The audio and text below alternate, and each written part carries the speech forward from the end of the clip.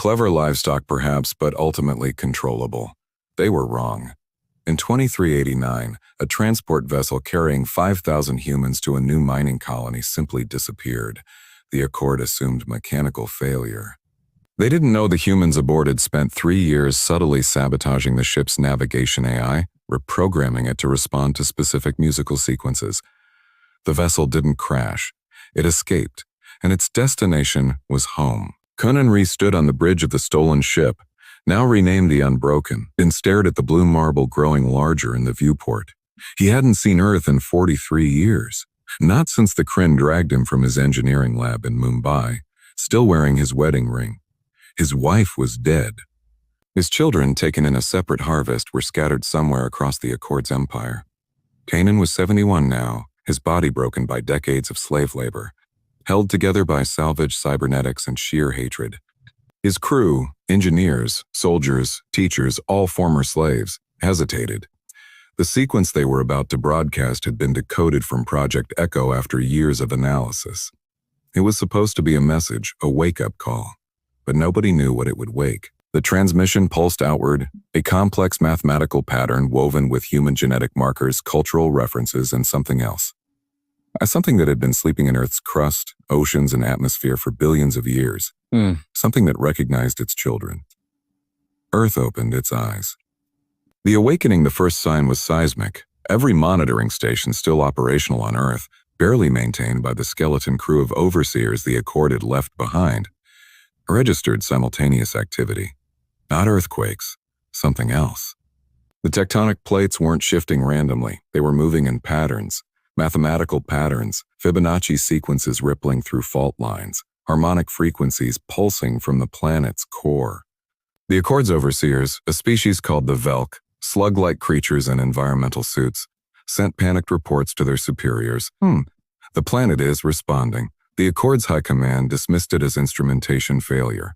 Planets didn't respond. They were geological bodies, rocks and magma, nothing more, but Earth had never been just a rock. Kanan felt it the moment the Unbroken entered orbit. A presence. Vast, ancient, not hostile. Not yet, but aware. It touched the minds of every human aboard with a sensation like warm rain after decades of drought. Welcome home, children. Not words. Deeper than words. A recognition that bypassed language entirely. Did you? His second in command, a woman named Amara, who'd lost her eyes in the breeding stations, whispered, "Yes." Kanan breathed. It's real. Earth is alive.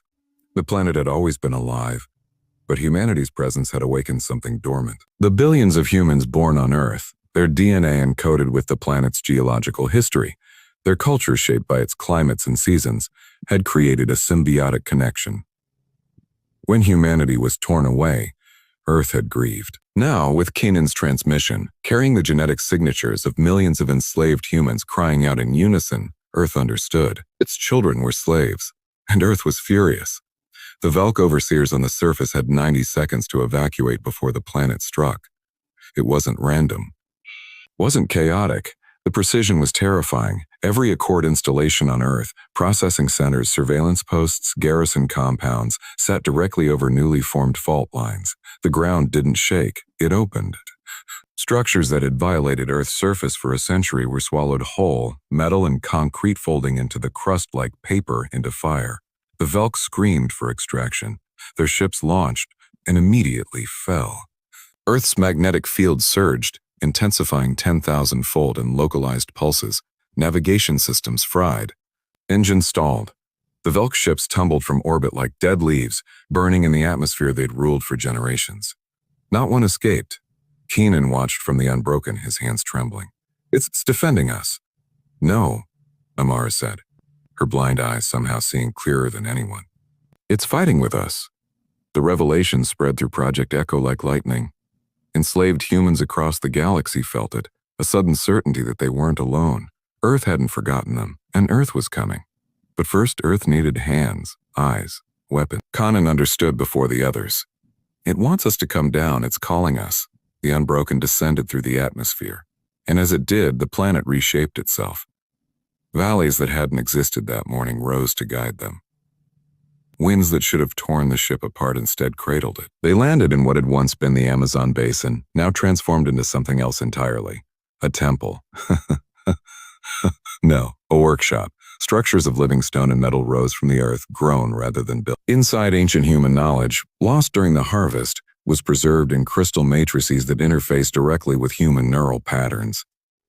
Engineering schematics, weapons designs, biotechnology, nanotechnology. Everything humanity had been on the verge of discovering before the Accord interrupted.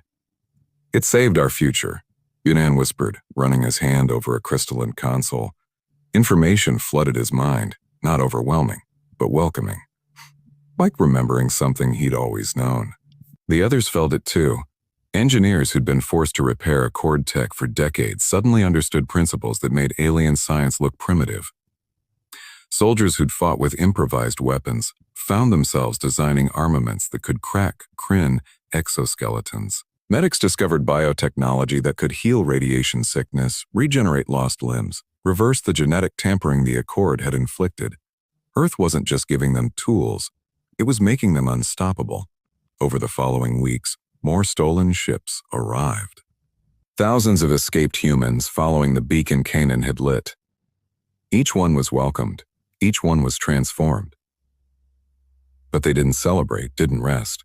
Because while Earth had awakened, 3 billion humans were still unchained. And now, Earth and humanity, united, symbiotic, furious, were going to bring every one of them home.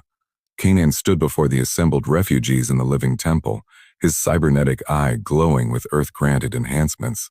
"The Accord thinks we're property," he said, his voice carrying through the chamber and through Project Echo to every enslaved human listening across the stars. "They think we're weak, broken, controllable." He smiled, and it was not a kind expression. "Let's show them what happens when you enslave Earth's children." The planet hummed its agreement, and the war began. The reckoning the Accord's first mistake was thinking Earth would attack like they did, with fleets and armies, broadcasts and ultimatums. Earth didn't announce. Earth didn't negotiate. Earth hunted. The Kryn discovered this 3 weeks after Kanan's broadcast when their primary breeding station, Outpost Kilos 9 orbiting a red dwarf in the outer reaches, simply vanished. Not destroyed, vanished. One moment the station was there, 5 miles of reinforced hull housing 70,000 human slaves and 3,000 Kryn overseers. The next, sensors registered empty space. No debris, no radiation signature, no distress call. Just gone. The Accord sent investigation teams. They found the station 3 days later, drifting in interstellar space 12 light-years away. Every Kryn aboard was dead, their exoskeletons crushed from the inside as if something had reached into their biology and simply squeezed. The gravity generators had been reversed, localized, weaponized with surgical precision. The humans were gone, evacuated. On the station's central command deck, written in Kryn blood, was a message in 17 languages, one for each Accord species. Earth remembers. The Accord High Command convened emergency sessions. How had a primitive species, barely space-capable, executed a strike with technology that shouldn't exist? How had they moved an entire station through space without leaving a trace? They didn't understand, couldn't understand. Earth wasn't using ships. Earth was using itself. The planet had spent billions of years pulling asteroids into orbit, balancing gravitational fields, managing magnetic forces that could tear continents apart. Now with human intelligence guiding its power, Earth had become a weapon of impossible scale. Through Project Echo, humans across the galaxy became Earth sensors.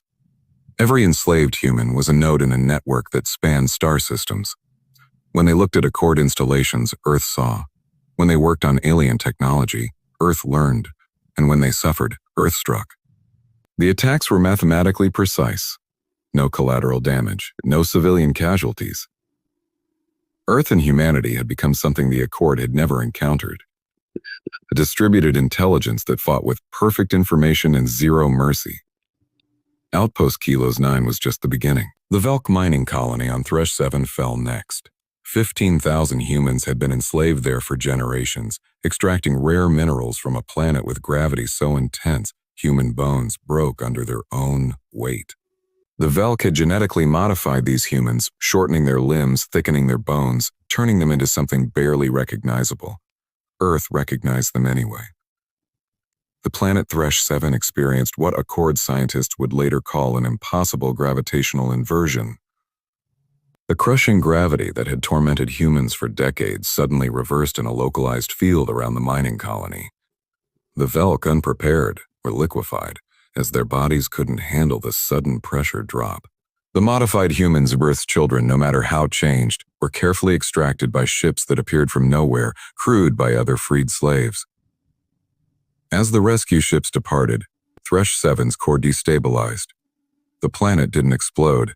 That would have been wasteful. Instead, it collapsed, forming a microsingularity that consumed the entire Velk mining operation. The message was clear.